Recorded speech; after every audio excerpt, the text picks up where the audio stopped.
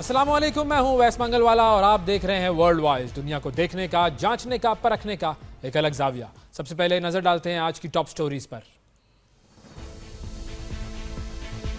पाकिस्तान और अमेरिका के दरमियान टैरिफ पर बाज़ाब्ता मुज़ाकरात का आगाज हो गया। जंग बंदी मुआहिदा कबूल करो वरना सफाए हस्ती से मिटा देंगे, इसराइल की हमास को धमकी। फलस्तीनियों की नस्ल कुशी पर फ्रांस और जर्मनी की भी बस हो गई, इसराइल को खबरदार कर दिया। ओवल ऑफिस में थप्पड़ की गूंज, सदर ट्रंप ने फ्रांसीसी सदर मैक्रोन को क्या मशवरा दिया। भारत में यूरेनियम चोरी के बढ़ते वाकयात, आलमी बरादरी में तशवीश।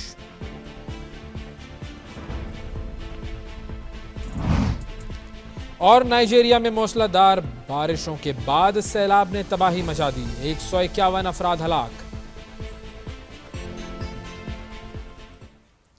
खबरों की तफसील की तरफ बढ़ते हैं और सबसे पहले बात करते हैं पाकिस्तान और अमेरिका के दरमियान टैरिफ पर बाज़ाब्ता मुज़ाकरात का आगाज हो गया है। इस सिलसिले में वफाकी वज़ीर ख़ज़ाना मोहम्मद औरंगज़ेब और अमेरिका के तिजारती नुमाइंदे एम्बेसडर जेमिसन ग्रेनर के दरमियान टेलीफोन और वीडियो कॉन्फ्रेंस के जरिए बातचीत भी हुई। दोनों फरीक़ैन के दरमियान आइंदा चंद हफ्तों में तकनीकी सतह पर तफसीली मुज़ाकरात पर इत्तफ़ाक़ किया गया है। इस हवाले से अमरीकी सदर का बयान भी एक सामने आया है और सदर ट्रंप के मुताबिक पाकिस्तानी वफ्द अमेरिका का जल्द दौरा करेगा। साथ ही उन्होंने ट्रेड के लिए नो वॉर की शर्त भी रख दी है।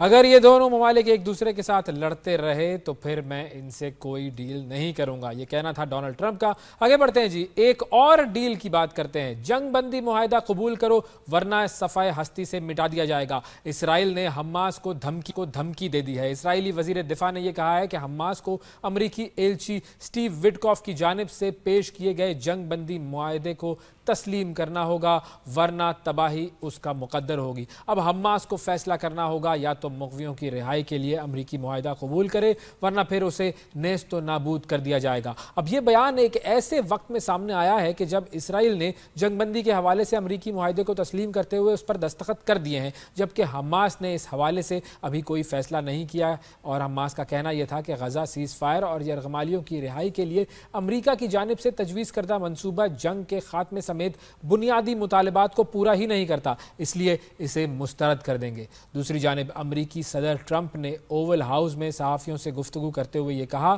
कि इसराइल और हमास के दरमियान जंग बंदी मुआहिदा जल्द हो सकता है, हम आपको आज या कल इस बारे में इत्तला दे देंगे। फिर गजा में इसराइल के हाथों फ़लस्तीनियों की नस्ल कुशी पर फ्रांस और जर्मनी की भी बस हो चुकी है। फ्रांसीसी सदर इमानुएल मैक्रोन ने इसराइल को खबरदार कर दिया है। उन्होंने इसराइल को तंबीह करते हुए ये कहा कि अगर चंद दिनों में गजा में इंसानी इमदाद नहीं पहुंची तो फ्रांस इसराइल पर पाबंदियां भी आयद कर सकता है। अब इस पर इसराइल के वजीर दिफा का रद्द-ए-अमल भी सामने आया, जिसमें वो यहूदी सेटलमेंट्स बनाने का दावा करते दिखाई दे रहे हैं और साथ ही साथ फ्रांस के सदर की तजवीज़ को डस्टबिन में डालने की बात भी कर रहे हैं। दूसरी तरफ जर्मनी ने भी इसराइल को हथियारों की फराहमी गजा की सूरत हाल से मशरूत करने का इशारा दे दिया है। इसराइली हमलों में मजीद 30 फ़लस्तीनी शहीद हुए हैं, जबकि अगर गुज़िश्ता 24 घंटों की बात की जाए तो इस दौरान शहदा की तादाद 72 हो गई है।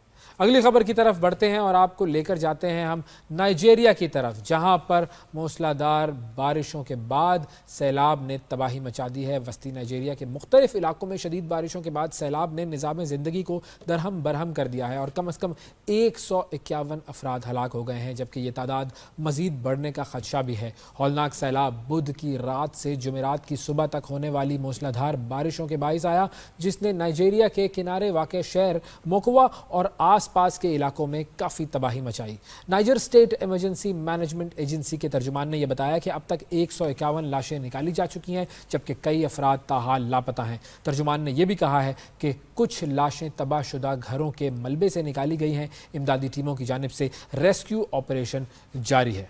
آگے بڑھتے ہیں جی اور بات کرتے ہیں جی فرانس کی۔ فرانس کے صدر کو پڑنے والا تھپڑ، اس کی گونج اب اوول آفس تک پہنچ گئی ہے۔ امریکی صدر ٹرمپ کا فرانسیسی صدر میکرون کے غیر ملکی دورے پر اہلیہ سے تھپڑ کھانے کے واقعے پر رد عمل سامنے آیا ہے اور انہوں نے فرانسیسی صدر کو ایک مشورہ بھی دیا ہے۔ اوول ہاؤس میں صحافیوں سے اس حوالے سے بات چیت ہو رہی تھی تو ایک صحافی نے ان سے سوال کیا اور پھر اس کے بعد صدر ڈونلڈ ٹرمپ نے کیا کہا ایمینوئل میکرون کو کہ کم از کم یہ کام جو ہے وہ دروازہ بند کر کے ہو تاکہ جب آپ کو تھپڑ پڑے تو وہ دنیا کو نظر نہ آئے۔ بہرحال فرانس کی ایک اور خبر پروگرام میں شامل کرتے ہیں۔ سگریٹ پینے کی آزادی وہاں ختم ہو جاتی ہے جہاں بچوں کے صاف ہوا میں سانس لینے کا حق شروع ہوتا ہے۔ فرانس میں ایسے تمام مقامات پر سگریٹ نوشی پر پابندی عائد کر دی گئی ہے جہاں پر بچے موجود ہوں۔ فرانسیسی وزیر صحت نے پابندی عائد کرتے ہوئے دلیل یہ دی کہ سگریٹ پینے کی آزادی وہاں ختم ہو جاتی ہے جہاں بچوں کے صاف ہوا میں سانس لینے کا حق شروع ہوتا ہے۔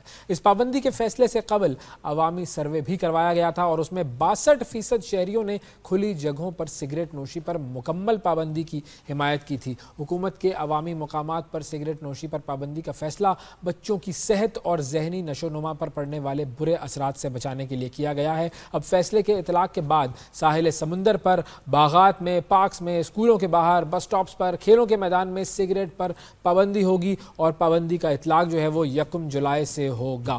پابندی کے خلاف ورزی جو ہے اگر کوئی شخص کرے گا تو اس پر 135 یورو جرمانہ بھی کیا جائے گا۔ اور اگر کچھ سٹیٹسٹکس کی بات کریں تو فرانس میں ہر سال 75,000 کے قریب افراد سگریٹ کی عادت سے جڑی ہوئی بیماریوں کا شکار ہو کر ہلاک ہو جاتے ہیں۔ تو یہ بہت بڑا فگر ہے اور یہ فگر ہمارے ملک میں بھی ہوگا، یہ فگر پاکستان میں بھی کچھ نہ کچھ ضرور ہوگا اور ہماری بھی حکومت کو اس چیز سے سبق سیکھنا چاہیے کہ جب وہاں پر یہ پابندی لگائی جا سکتی ہے تو ہمارے پاس بھی اس پابندی کے حوالے سے قانون سازی ہونی چاہیے۔ آگے بڑھتے ہیں جی اور امریکہ میں ایک اور کام ہوا۔ امریکہ میں آن لائن فحش مواد کی تشہیر جو ہے وہ اب جرم قرار دے دی گئی ہے۔ صدر ٹرمپ نے ایک ایکٹ پر دستخط کیے ہیں، اس کا نام ہے ٹیک اٹ ڈاؤن۔ اس حوالے سے مزید بتا رہے ہیں نیو یارک میں ہمارے نمائندے موجود ہیں صدام طفیل، ان سے بات کرتے ہیں۔ جی صدام بتائیے گا یہ ٹیک اٹ ڈاؤن ایکٹ جو ہے یہ کیا ہے؟ جی بالکل، حال ہی میں ایک تقریب منعقد ہوئی جس میں ٹیک اٹ ڈاؤن ایکٹ جو کہ وفاقی ایکٹ ہے اس کے تحت جو ہے یہ تقریب منعقد کی گئی تھی جس میں صدر ڈونلڈ ٹرمپ نے اس مسودے پر دستخط کر دیے ہیں جس کے مطابق ڈیپ فیک ویڈیوز یعنی اے آئی یا مصنوعی ذہانت سے تیار کی گئی نازیبا ویڈیوز اور یا پھر ایسی ویڈیوز جو کہ اسپائی کیم کے ذریعے بنائی گئی ہوں، نازیبا ویڈیوز اور کسی بھی شخص کی مرضی کے بغیر وہ ویڈیوز اور تصاویر جو شخص بھی بناتا ہے اور اس کے ساتھ ساتھ پھر وہ وائرل کی جاتی ہیں یا اسے اپلوڈ کیا جاتا ہے نیٹ پہ، یا جو شخص بھی یہ بناتا ہے کسی بھی شخص کی مرضی کے بغیر، اس سے جرم قرار دیا گیا ہے اور ایسا کرنے والے کو 3 سال تک قید کی سزا دی جا سکتی ہے۔ اس موقع پر بات کرتے ہوئے صدر ٹرمپ نے بات کہی کہ اس طرح کی ویڈیوز کی وجہ سے جو کہ چاہے وہ مصنوعی ذہانت کے تحت تیار کی گئی ہوں یا پھر اسپائی کیم کے ذریعے بنائی گئی ہوں یا ایسی تصویریں، اس وجہ سے لوگوں میں ایک جس ہم کہہ سکتے ہیں کہ ایک خوف پایا جاتا ہے کہ پہلے جس طرح لوگ آج سے کچھ سال پہلے تک سوشل میڈیا پلیٹ فارمز پہ اپنی پکس اور ویڈیوز اپلوڈ کرتے ہوئے خوف کا شکار نہیں ہوتے تھے، لیکن آج جہاں ایک ایشو آیا اسپائی کیمز کا، کیونکہ اسپائی کیم آپ ڈھونڈ نہیں سکتے ہیں، وہ کہیں پر اگر لگا دیا جائے تو ایک تو اس کے ذریعے جو ویڈیوز بنتی ہیں وہ اوریجنل ہوتی ہیں لیکن وہ کسی بھی شخص کی مرضی اور رضامندی کے بغیر ہوتی ہیں۔ یہ ایشو تو پرانا تھا، لیکن اب اے آئی کے ذریعے جس طرح کسی بھی شخص کی تصویر کو لے کر ایسی نازیبہ ویڈیوز بنائی جا سکتی ہیں یا ایسی تصویریں بنائی جا سکتی ہیں جو کہ جسے ہم کہہ سکتے ہیں کہ نازیبہ کا ورڈ میں آلریڈی یوز کر چکا ہوں، تو اس پر باقاعدہ اس کو ایک جرم قرار دے دیا گیا ہے اور اس پر سختی سے عمل درآمد ہوگا اور اسے وفاقی سطح پر یہ جو ٹیک اٹ ڈاؤن ایکٹ ہے یہ وفاقی سطح پر ہے۔ یہ اس کے ساتھ ساتھ اس موقع پر خاتون اول میلانیا ٹرمپ بھی موجود تھی جنہوں نے بات کہی کہ خاص طور پر ایسے واقعات سامنے آئے دنیا بھر کی طرح امریکہ کی کچھ ریاستوں میں جہاں پر جو اسٹوڈنٹس تھی، طالبات تھی، ان کے ساتھی طلبہ نے کچھ ایسی ڈیپ فیک ویڈیوز بنائی اور پھر ایک جو سلسلہ ہوتا ہے بلیک میلنگ کا، اس طرح کے واقعات چند واقعات رپورٹ ہوئے جس کے بعد یہ وقت کی اہم ضرورت تھا اور ایسا کرنے والا کوئی بھی شخص چاہے وہ اسپائی کیم کے ذریعے کسی کی ویڈیوز بنائی گئی چاہے وہ اوریجنل ہو یا پھر یہ جو ڈیپ فیک ویڈیوز ہے جو اے آئی یعنی آرٹیفیشل انٹیلیجنس جسے ہم مصنوعی ذہانت کہتے ہیں اس کے ذریعے تیار کی گئی ہوں، اسے جرم قرار دیا گیا ہے اور ایسا کرنے والے کو 3 سال تک قید کی سزا دی جائے گی، اور اس حوالے سے جو عوام ہے انہوں نے اس قانون کا خیر مقدم کیا ہے۔ جی بالکل ٹھیک ہے جی، بہت شکریہ ادا کریں گے۔ صدام طفیل ہمارے ساتھ موجود تھے اور ٹیک اٹ ڈاؤن ایکٹ کے حوالے سے بات ہو رہی تھی۔ آخری خبر کی طرف ہم آپ کو لے کر چلتے ہیں۔ امریکہ میں ڈونلڈ ٹرمپ کے ساتھ آیا تھا ایک انقلاب جس کا نام تھا ایلون مسک، اور ڈپارٹمنٹ آف گورنمنٹ ایفیشنسی بنایا گیا اور ایلون مسک کو جو ہے وہ اس کا سربراہ بنایا گیا، اور اب ایلون مسک جو ہے ان کی ہو گئی ہے چھٹی۔ 130 دن کا جو ان کا ٹینیور تھا as a special employee of the government of America وہ ختم ہو گیا ہے اور انہوں نے وائٹ ہاؤس کو خیرباد کہہ دیا ہے، اور ٹرمپ نے ایلون مسک کے لیے افتتاحی ایک الوداعی تقریب جو ہے اس کا اہتمام کیا اور اس میں گولڈن کی کا بھی ان کو تحفہ دیا، اور انہوں نے ایک مشترکہ جو پریس کانفرنس کی اور اس پریس کانفرنس میں انہوں نے الوداع کیا، اور انہوں نے کہا کہ ڈونلڈ ٹرمپ نے جو اس وقت بیان دیا ایلون مسک کے حوالے سے، انہوں نے کہا کہ محکمہ جو تھا جو کہ DOGE تھا اس کی بڑی زبردست کارکردگی رہی، ایلون مسک نے بہت اچھا کام کیا اور ایلون مسک جو ہے وہ ہمیشہ ہمارے ساتھ رہیں گے۔ یہ بات انہوں نے کی ایلون مسک کے حوالے سے۔ بات کرتے ہیں دنیا کی سب سے بڑی نام نہاد جمہوریت اور محفوظ ایٹمی طاقت ہونے کے دعوے دار بھارت کی،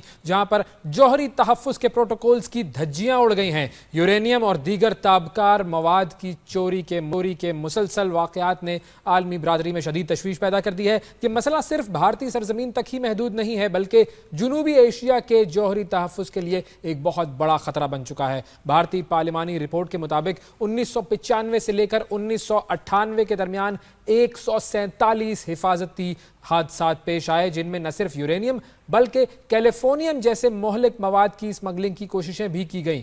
نومبر 1994 کی بات کی جائے تو 2.5 کلو گرام یورینیم اسمگل کرنے کی کوشش ہوئی۔ 1998 میں 100 کلو گرام یورینیم کی اسمگلنگ اور 2021 میں مہاراشٹر سے 7 کلو گرام یورینیم کی برآمدگی جیسے واقعات بھارت کی جوہری سلامتی پر سوالیہ نشان ہیں۔ 2021 کی بات کی جائے تو کولکاتہ ایئرپورٹ سے 250 گرام کیلیفورنیم ضبط کیا گیا، جبکہ جولائی 2024 میں بھابھا ایٹمی تحقیقاتی مرکز سے تابکار آلہ چوری کر لیا گیا۔ اگست 2024 میں بھی کیلیفورنیم جیسا تابکاری مادہ حکومتی غفلت کے باعث غلط ہاتھوں میں جانے سے بچا۔ یہ پورے معاملات جو ہیں یہ بتاتے ہیں کہ کس طریقے سے بھارت کے اندر جو ہے وہ اس وقت جو نیوکلیئر ایسٹس ہیں ان کی حفاظت جو ہے وہ کس قدر آن سٹیک ہے۔ نیوکلیئر تھریٹ انیشیٹو کی 2024 کی جو رپورٹ ہے اس کے مطابق 22 ممالک میں سے 20ویں نمبر پر ہے بھارت، جبکہ ایٹمی تنصیبات کے تحفظ کے حوالے سے دنیا کے 47 ممالک میں سے بھارت کا نمبر جو ہے وہ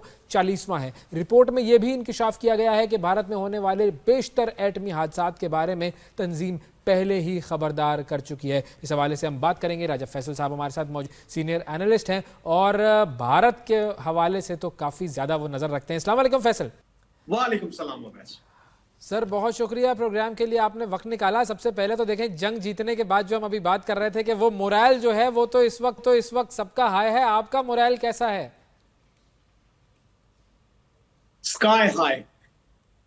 سکائی ہائی، واہ واہ واہ واہ واہ واہ، کیا بات ہے۔ اور اسی سکائی ہائی پر ایک اور جملہ میں پھر دے دیتا ہوں آپ کو کہ بھارتی ایئر فورس کے بارے میں کہا یہ جا رہا ہے کہ وہ انتہائی ڈاؤن ٹو ارتھ لوگ ہیں۔ سر ایسا ہی ہے؟ بالکل ڈاؤن ٹو ارتھ ہو گئے ہیں، اور جو پہلے اوپر اڑنے کی کوشش کر رہے تھے ان کو بھی ڈاؤن ٹو ارتھ کر دیا گیا ہے۔ اور اس سارے تناظر میں ایک اور بات جو کہ میں یہاں بتانا ضروری سمجھتا ہوں کہ اب تو آہستہ آہستہ ٹیل نمبرز بھی آنا شروع ہو گئے ہیں کہ کون کون سا رافائل کہاں گر چکا ہے اور کیا ہم نے کل پوری تفصیل اپنے پروگرام میں دی، کون کون سا طیارہ کہاں کہاں گرا، کس طرح گرایا گیا، پائلٹ کون تھا، ساری دنیا کے سامنے یہ معاملہ آ گیا ہے۔ جو جھوٹ تھا بھارت کا وہ بے نقاب ہو گیا ہے۔ اب یہ جو معاملہ ہے یورینیم وغیرہ کی جو چوری کے واقعات ہیں، یہ ذرا اس کے بارے میں بتائیں کہ یہ اتنی زیادہ خبریں آ رہی ہیں تو یہ واقعات کی وجہ کیا ہے؟ سب سے پہلے تو میں یہ جاننا چاہوں گا۔ دیکھیے بڑا اچھا ہوا کہ آپ نے ساری کی ساری جو ڈیٹیلز ہیں اس کے بارے میں بتایا کہ کہاں سے پکڑا گیا۔ میرے مطابق 42 ایسی FIRs کاٹی گئی جس میں کہ جو لوگ جو کہ اس طرح کے نیوکلیئر سینٹرز میں کام کرتے ہیں وہ خود بھی اس میں انوالوڈ رہے، یورینیم کو باہر لانے میں اور بیچنے میں، اور اس کی بلیک مارکیٹ انڈیا میں پرسسٹ کرتی ہے۔ اور 42 ऐसे वाकयात हुए हैं जिसमें कि you would be astonished to listen to this के वहां पे आम शॉपिंग बैग्स में यूरेनियम डाल के भी को आधा किलो, 1.5 किलो, 2 किलो के एतबार से भी वो बाहर किसी को बेची गई है। और इस तमाम किस्से में जो सबसे अहम बात है वो ये है कि ये सारी की सारी FIRs मौजूद हैं, ये सारे के सारे केसेस मौजूद हैं। और मेरे ख्याल में IAEA जिसका कि ये ऑब्वियसली ये काम तो नहीं होता, लेकिन ये वहां पे ये चीजें हाईलाइट करने की जरूरत है। उसकी वजह ये है कि ये यूरेनियम और न्यूक्लियर एसेट्स से रिलेटेड एनी एस्पेक्ट जो कि इस तरह बिक रहा है वो एक अलार्मिंग सिचुएशन है, ना सिर्फ के रीजन के लिए बल्कि पूरी दुनिया के लिए। अच्छा, आपने ये बताया कि जो FIRs हैं उनके अंदर ये बात भी सामने आई है कि वो लोग जो कि इन सेंटर्स में काम करते हैं, जो न्यूक्लियर एनर्जी के सेंटर्स हैं, वो ही मुलव्विस हैं इसके अंदर।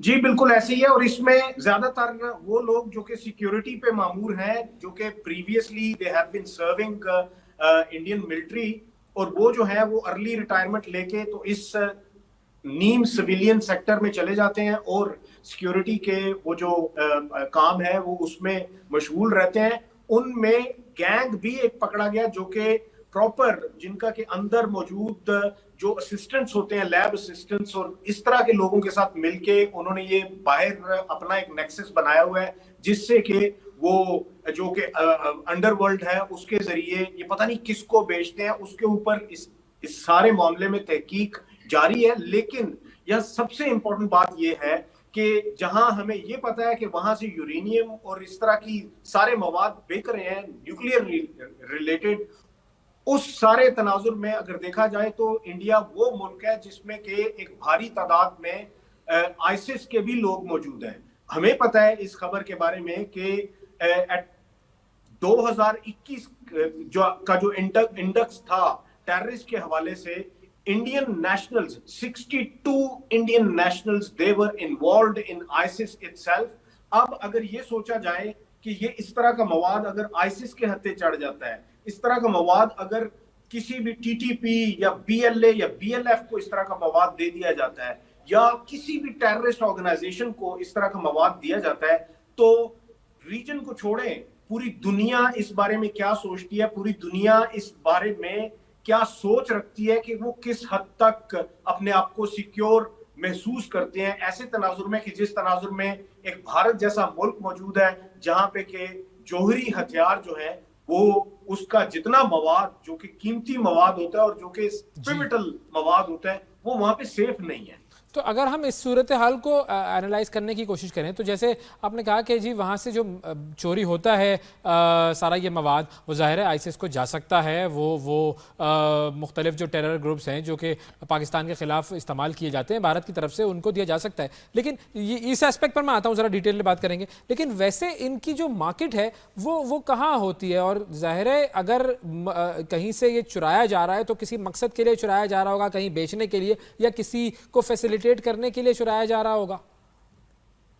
देखिए ऐसे ही है। और कुछ काफी सारी चीजों में ये कहा जाता है कि जो इंडस्ट्रियल यूज है वो भी उनको भी इसका जो इंडस्ट्रियल यूज है वो भी चाहिए होता है, इस वजह से यूरेनियम वो उनको भी बिकती है। लेकिन कुछ ऐसे इंसिडेंट्स हैं सोर्सेज के मुताबिक कि ये जब से म्यांमार की जंग शुरू हुई और म्यांमार का एक जो रीजन है जिसको के ऑब्वियसली बहुत ज्यादा अहमियत हासिल है, जो कि मणिपुर मिजोरम के बिल्कुल साथ पड़ता है, ये जो रीजन है ये बहुत ज्यादा वॉलेटाइल है क्योंकि वहां पे एक जंग की सिचुएशन है और वो वहां से यूरेनियम बहुत ज्यादा निकला है और वो कहाँ गया है उसका आगे इस हवाले से कोई इल्म नहीं। लेकिन ये कहा जा सकता है कि कुछ रशियन जो गैंग्स है वो भी इसमें इन्वॉल्व हो सकते हैं। The only job they have to do is of course transport it to wherever it is needed. अब ये नॉर्थ कोरिया जाता है या कहां पहुंचता है, एंड यूजर कौन है, ऑब्वियसली इस तरह का जो डिस्क्रीट बिजनेस है उसमें you can never ascertain the end user. लेकिन it could be anyone, it could be any organisation, it could be any country. اور ظاہر ہے وہ کوئی اس طرح اس کو پرامن مقاصد کے لیے استعمال کرنا نہیں ہے، یہ تو ظاہر ہے دنیا کے لیے خطرہ بن چکا ہے۔ اب اس پوری صورتحال کے اوپر جو دنیا جو ہے اس کے جو ممالک جو ان چیزوں کو دیکھتے ہیں ان کی طرف سے کسی قسم کا کوئی رسپانس آیا ہے کیا؟ وہ بھارت کے حوالے سے کوئی انہوں نے کچھ بات کی ہے کہ جی بھارت کو یہ چیز روکنی چاہیے، یا بھارت کو کسی قسم کی انہوں نے کوئی وارننگ یا کوئی اس طرح کی چیز ایشو ہوئی ہے؟ دیکھیے اس حوالے سے ابھی تک بھارت کو کچھ بھی سامنا کرنے کی ضرورت نہیں پڑی۔ اس کی وجہ یہ ہے کہ بھارت ہمیشہ سے یہی کہتا رہا کہ ہمارا جو جوہری پروگرام ہے وہ بڑے سیف ہینڈز میں، جی ہمیشہ یہی اور بیان آیا ہے۔ اس سارے تناظر میں اگر دیکھا جائے تو ریسنٹ پاسٹ میں بھارت کو بہت زیادہ لیوریج ملی۔ اس کی وجہ یہ ہے کہ بھارت نے اپنے آپ کو پورٹرے کیا کہ وہ ویسٹ کا ایلائی ہے اگینسٹ چائنا، تو وہ اس سارے تناظر میں بھارت کے اوپر کوئی اس طریقے سے اس معاملے پہ بازگشت نہیں ہوئی۔ ہاں پاکستان جو کہ ڈائریکٹلی افیکٹڈ ہے کیونکہ ایک نیبرنگ کنٹری ہے، اینڈ وی نو کہ اس سارے تناظر میں بھارت ہمارے بارے میں کیا سوچتا ہے اور ہمارے بارے میں جو ان کے عزائم ہیں، اوبیسلی ڈیفینسو افینس کر لیں یا پھر ہمارے ویسٹرن بارڈر پہ جو وہ انویسٹ کر رہے ہیں، بعید نہیں کہ یہ ان معاملات میں بھی وہ ضرور انویسٹ کریں گے تاکہ وہ کسی بھی طریقے سے پاکستان کو نقصان پہنچا سکیں۔ اور پھر ظاہر ہے ابھی سے اب چونکہ انہوں نے تازہ جنگ ہاری ہے تو اس جنگ ہارنے کا کوئی نہ کوئی ایسا اثر ان کے ظاہر سیاست پر بھی ہو رہا ہے، تو وہ کوئی نہ کوئی ایسی شرارت کر بھی سکتے ہیں۔ بالکل ایسے ہی ہے، اور اگر دیکھا جائے تو جب سے پاکستان کے پہلے دن سے ہی جب پاکستان نے نیوٹرلائز کر دیا ہوائیو سینا کو، بھارتیہ ہوائیو سینا کو، اور اس کے بعد اوبیسلی ہم نے دیکھا کہ بھارتیہ ہوائیو سینا نے ایک بھی اپنا فائٹر جیٹ جو ہے وہ ایئر بورن نہیں کیا۔ اس کے بعد جب ان کو اپنی پوزیشن لڑکھڑاتی ہوئی نظر آئی اور جب پاکستان نے میسائل پہ میسائل داغے اور S-400 بھی ہمیں اڑتے ہوئے نظر آئے، جب ان کو یہ احساس ہوا کہ وہ لڑنے کے قابل نہیں ہے، ایک ڈائریکٹ وار کے قابل نہیں ہے، تو اب وہ اسی طرح کے جو گمکس ہیں، اسی طرح کے نقصانات جو ہیں وہ پاکستان کو پہنچانے کی کوشش کریں گے۔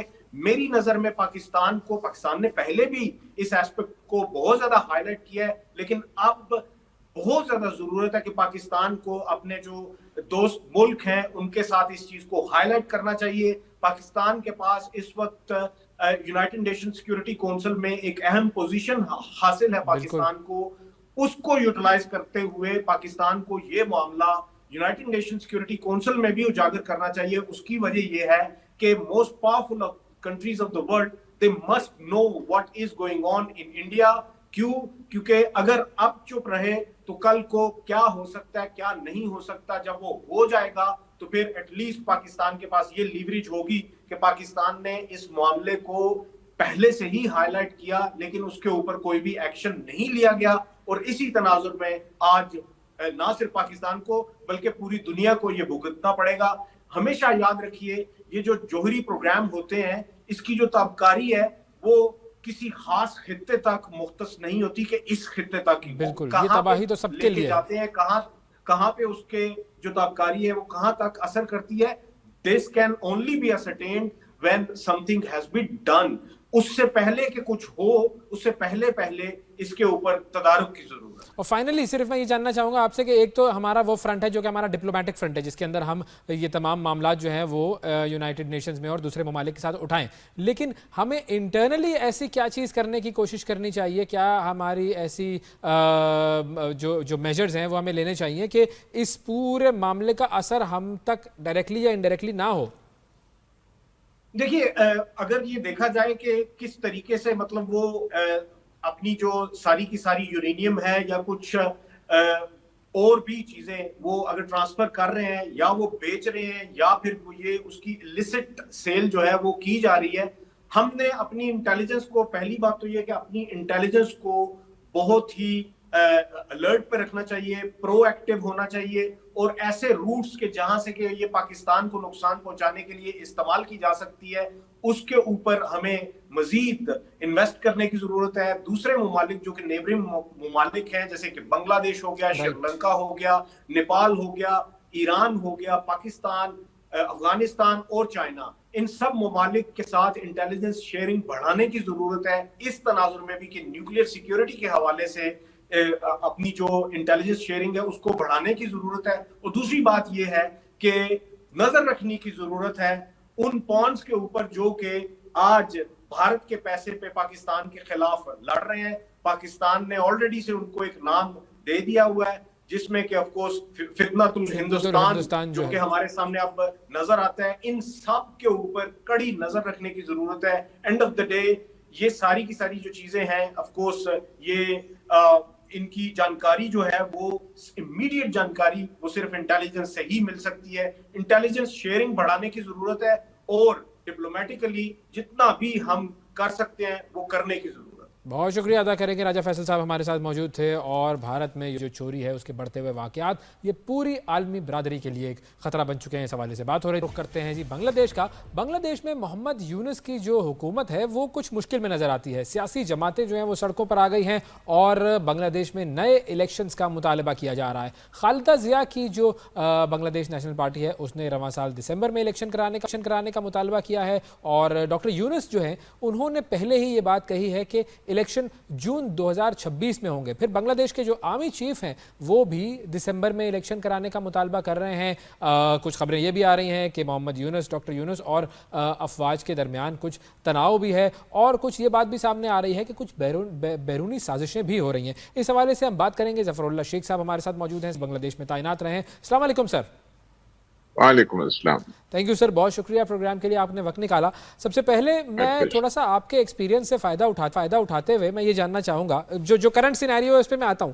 پہلے میں تھوڑا سا مائنڈ سیٹ سمجھنا چاہ رہا ہوں کہ جو آپ نے وہاں پر عرصہ گزارا, آپ ظاہر ہے اس چیز سے واقف ہیں کہ وہاں کے لوگوں کا کیا مائنڈ سیٹ ہے, وہاں کے جو پولیٹیکل پارٹیز ہیں ان کا کیا مائنڈ سیٹ ہے.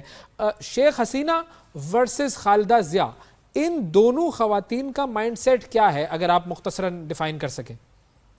Khaleda Zia B N P کی لیڈر ہیں اور لیڈر تھیں, اور جب میں وہاں تھا تو وہ ان کی حکومت تھی, بنگلہ دیش نیشنلز پارٹی کی تھی.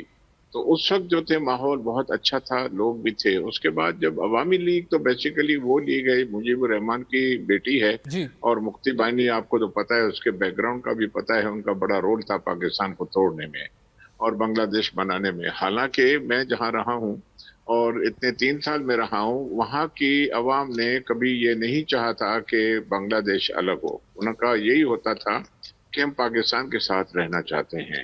بہرحال حقیقت یہ ہے کہ جب دنیا کی ساری چیزیں بدلتی رہتی ہیں اس حساب سے پھر وہ بنگلہ دیش 1971 میں وہ عوامی لیگ نے ہندوستان کے ساتھ مل کے, کیونکہ ہندوستان نے مانا تھا اور ایڈمٹ کیا ہے کہ میں اس کنسپریسی میں شامل تھا اور ان کو الگ کرنے میں جو بھی تھا. تو حسینہ کی حکومت اگر میں غلط نہیں ہوں تو 16-17 سال رہی ہے جی. اور وہ انڈیا کے جو بھی تھا نیچرلی شی واز انڈیا کے ساتھ ملی, انہی کی وجہ سے تھی. اب یہ ہے کہ موسم بدل گیا. وہاں بنگلہ دیش میں جو پارٹی تھی, جماعت اسلامی ہے, اسٹوڈنٹس کی پارٹی ہے اور کافی دوسری پارٹی بھی ہیں, کمیونسٹ پارٹی ہے, اس کے بعد عوامی لیگ ہے. تو یہ بڑی بڑی پارٹیاں ہیں, عوامی لیگ اور اپنا جو ہے بنگلہ دیش نیشنلز پارٹی جو بھی ہے. بنگلہ دیش نیشنلز پارٹی جو ہے, جو جنرل ضیاء الرحمان تھے اس کی بیگم تھی خالدہ ضیاء, اور اس کے بعد اچھا ماحول رہا. پاکستان کے ساتھ بڑے اچھے تعلقات تھے. جنرل ارشاد بھی تھا جب میں وہاں تھا. میں وہاں تھا کافی پہلے 83 سے 86 تک. میں فرسٹ سیکرٹری تھا, مگر وہاں کی سیاست کوئی زیادہ بدلی نہیں ہے. اصلی جو اچھی بات ہے جو میں آپ کو بتانا چاہتا ہوں, جو بیک گراؤنڈ کا آپ نے پوچھا, اصلی جیسے ہمارے یہاں دوسرے ملکوں میں کافی جو فورس ہوتا ہے وہ پارٹیز کے ہاتھ میں مینیپولیشن اور مینوورنگ کافی ہوتی ہے. بنگلہ دیش میں اسٹوڈنٹس ایک بہت بڑا فورس ہے. وہاں کی یونیورسٹیز میں اور جگہوں پہ, سڑکوں پہ نکلنے میں, ہر چیز میں اسٹوڈنٹس کا بڑا رول رہا ہے. اور ابھی بھی یہی رہا کہ جب اسٹوڈنٹس باہر نکلے سارے ہوئے اور ساری چیزیں عوامی لوگ لیگ کی جو کافی انہوں نے زیادتیاں کی اور بہت زبردست ظلم کیے, بہت سے لوگوں کو جیل میں ڈالا, قتل کروایا شیخ حسینہ نے. اس کے بعد یہ ماحول چینج ہوا. تو بنگلہ دیش ایک ایسی سوسائٹی ہے کہ جب چینج لاتی ہے تو پھر اس میں دیر لگتی نہیں ہے. हाँ, यूनुस और साहब एक उसमें वो अच्छे आदमी हैं। स्टूडेंट्स जो हैं वो जी हाँ, बहुत बड़ा उनका किरदार रहा है। स्टूडेंट्स का बड़ा रोल है। अच्छा, जी मैं इस पे आना चाहूँगा कि अब ये जो पूरा एक सिनेरियो बना जिसके अंदर हसीना वाजिद की हुकूमत जो है उनको ख़त्म किया गया, फिर वो भारत चले गई और अब डॉक्टर मोहम्मद यूनुस, अब खबरें कुछ इस तरह की सामने आ रही हैं कि जी डॉक्टर यूनुस जो है और वो और फौज, ये दोनों भी आमने सामने आ गए हैं। इसकी क्या रीज़न हो सकती है? बैकग्राउंड ये है कि शेख हसीना को, आपको पता है, जब उसका फॉल हो रहा था तो फौज ने आराम से उनको पहले जाने ही दिया। निकाल दिया। उसके बाद वो पैसे भी साथ ले गई, बिलियंस ऑफ डॉलर भी साथ ले गई, उसको सेफ पैसेज दिया गया, आराम से चली गई। अब शायद कि कम लोगों को पता है कि वो ये काम किसने करवाया। बांग्लादेश का चीफ ऑफ आर्मी स्टाफ, सुना है वो कि उसका रिश्तेदार, कजन है। Yes yes. तो अब ये है कि उसकी मदद से शेख हसीना गई, और क्योंकि स्टूडेंट्स और दूसरी पार्टी से आ गई थी रोड पे, तो मेरा ख्याल है कि आर्म फोर्सेस ने भी यही समझा कि अब वो बिल्कुल जो है अनअवॉइडेबल है। शेख हसीना को आराम से उन्होंने निकाल दिया, जो मेरी समझ है, हो जी। सकता है कि मैं गलत हूँ। तो वो चली गई हिंदुस्तान में उन्होंने सब कुछ करके उसको घर दे दिया, वो वहां बैठी हुई है अभी, पैसे भी ले गई, सारी चीजें जो भी हैं। उसके बाद ये सारी जो चेंजेस आई, तो यूनुस साहब की, क्योंकि नोबेल प्राइज विनर भी हैं और बड़ा रिकॉर्ड अच्छा है, जी। बड़े सीधे साधे अच्छे आदमी हैं, तो वो फिर पावर में अभी आ गए और उन्होंने कहा कि ये ट्रांजिशन जो पीरियड है, इसके बाद मैं इलेक्शन करा दूंगा। इलेक्शन कराने के बाद अब ये जो थोड़ी सी जो है जो खबरें आई हैं कि आर्म फोर्सेस में, बांग्लादेश आर्म फोर्सेस में और यूनुस साहब के इसमें थोड़ा सिलसिला आ गया है, वो बेसिकली इंडियन इन्फ्लुएंस है। इंडिया चाहता है कि इसको जल्द अज जल्द खत्म करके दोबारा अवामी लीग को लाया जाए, उनकी यही कोशिश है। क्योंकि इंडिया, मोदी की जो सरकार है, हर जगह पे जूते खा रही है अभी। पाकिस्तान से तो ताजा जूते खाए हैं उसने, अब वहां भी उनकी बड़ी बेइज्जती हुई है। अब वो कह रहे हैं कि हम बांग्लादेश को दोबारा अवामी लीग को पावर में लाएं, जो मेरा ख्याल है इनका ख्वाब पूरा होगा नहीं। वहां के जो स्टूडेंट्स हैं, अवाम जो हैं, मेरा ख्याल है कि अभी वो ये चाहते हैं कि अवामी लीग हुकूमत से बाहर रहे, उनके जुल्म और उनके जो जुडिशरी के अगेंस्ट में सारी चीजें जो हैं वो भूल नहीं सकते। तो मेरा ख्याल ये है, मेरी एनालिसिस ये है कि अवामी लीग अभी पार्टी तो पावर में नहीं आएगी। वो इलेक्शन इसी वजह से करा रहे हैं कि एकदम पार्लियामेंट में आके वो अपोजिशन पार्टी भी बनी और न्यूसेंस रैली हो, फिर शेख हसीना वापस आए। अब ये है तो लंबा प्रोसेस, मगर पॉलिटिक्स में तो हर चीज हो सकती है। सही बात है, मगर मेरा politics ख्याल है long कि term जो planning वहाँ का करना है। अवाम और शायद जी पार्टी से उसके खिलाफ है अवामी सही। लीग। अच्छा, मुझे ये बताइए कि अब हमारा जो रिलेशनशिप है वो इस पूरी सूरत हाल में बांग्लादेश के साथ जो है वो इम्प्रूव हो रहा है। इस रिलेशनशिप को हम मज़ीद कैसे बेहतर कर सकते हैं? क्या ऐसी चीज़ है कि जो कि हमारी हुकूमत को करनी चाहिए ताकि वो जो एक स्ट्रेन था 71 के बाद से, वो अब वो तनाव जो है वो कम हो और हम बेहतर रिलेशनशिप्स की जानिब बढ़ें? देखिए, जैसे ही अवामी लीग निकल गई तो यूनुस साहब और बांग्लादेश की जो हुकूमत है ट्रांजिटरी, वो भी, उन्होंने भी चाहा कि पाकिस्तान के करीब आए, और हमारे लीडरान की साइड लाइन्स पे और कॉन्फ्रेंसेस में भी मुलाकातें हुई, जी हाँ। और आहिस्ता आहिस्ता कुर्बत बढ़ती गई और हमारी विजिट्स भी हुई हैं। रिसेंटली हमारी फॉरेन सेक्रेटरी भी वहां गई थी, जी हाँ। और वो दूसरे मिनिस्टर गए, तो काफी मुलाकातें हुई हैं, जिनके लिए इतना टाइम नहीं है कि मैं सारी एक एक बताऊं, मगर अच्छी मुलाकातें हुई हैं जिसमें काफी एग्रीमेंट्स भी हुई हैं, हमारी डिफेंस के फील्ड में भी हुई हैं और के फील्ड में भी सारी जगहों पे हुई हैं, और काफी आहिस्ता आहिस्ता कुर्बत बढ़ती जा रही है। हिंदुस्तान के लिए बड़ा कॉज ऑफ कंसर्न है। वो कहते हैं कि अगर इलेक्शन हमने नहीं करवाया तो ये हुकूमत बहुत करीब आ जाएगी और फिर हमारे हाथों से कंट्रोल निकल जाएगा। तो ये सारी जो कोशिश हो रही है, ये हिंदुस्तान ही कोशिश कर रहा है कि जल्द से जल्द इलेक्शन हो जाए, और उसमें प्रो इंडियन आर्म फोर्सेस जो हैं बांग्लादेश के, वो कोशिश कर रहे हैं। ओके, सो इट मीन्स कि हमें मजीद जो है वो इस हवाले से अपना जो एक एफर्ट है टुवर्ड्स रिकन्सिलिएशन या टुवर्ड्स फ्रेंडशिप विद बांग्लादेश, उसको मजीद तेज कर देना चाहिए। एग्जैक्टली, मैं आई एग्री विथ यू 100%। हम कर रहे हैं, हम कोई टाइम वेस्ट नहीं कर रहे हैं। और माशाल्लाह अभी रिसेंटली ही, मेरा ख्याल है 1-1.5 महीना पहले, आपको पता होगा, जैसे मैंने अर्ज किया कि फॉरेन सेक्रेटरी भी गई थी, बहुत बड़ा डेलीगेशन भी लेकर गई थी, और बड़ी हमारी लीडर्स की बाहर भी कॉन्फ्रेंसेस में, साइडलाइंस में मुलाकातें हुई हैं, और बड़ी अच्छी मुलाकातें हुई हैं, और एग्रीमेंट्स भी इन प्रिंसिपल हुए हैं, MOU साइन हुए हैं। बीमान और PIA का जल्दी आना जाना शुरू हो जाएगा। डिफेंस के फील्ड में काफी हुई है, तो मेरा ख्याल है कि हम तेजी से अपना प्रोएक्टिव रोल अदा कर रहे हैं। और वैसे भी दुनिया में माशाल्लाह अभी ये जो रिसेंटली पाकिस्तान हिंदुस्तान का हुआ है, हमारी डिप्लोमेसी माशाल्लाह बहुत अच्छी हो गई है और प्रोएक्टिव डिप्लोमेसी है। और काफी जो जो मुलाकातें हो रही हैं, जो कॉन्फ्रेंसेस हो रही हैं, मैं इतने डिटेल्स में तो आपको सबको जी जी। पता होगा, माशाल्लाह सीनियर लोग हैं आप मीडिया के, तो अच्छा हो रहा है। और इसी में बांग्लादेश को हम चाह रहे हैं, पाकिस्तान चाहेगा कि बांग्लादेश हमारे करीब आए, कुर्बत बढ़े और एग्रीमेंट ज्यादा हो, और हमने कई दफा ऑफिशियली ये कहा भी है। बिल्कुल ठीक है, बहुत शुक्रिया अदा करेंगे जी। ज़फ़रुल्लाह शेख साहब हमारे साथ मौजूद थे फिर, और बात हो रही थी कि बांग्लादेश की तरफ हमें अपना जो एक रिलेशनशिप है उसको मजबूत करने के लिए मज़ीद क्या करना चाहिए। आज के प्रोग्राम में नाज़रीन इतना ही, आपसे अगले प्रोग्राम में फिर मुलाकात करेंगे, उस वक्त तक के लिए इजाज़त दीजिए, अल्लाह हाफ़िज़।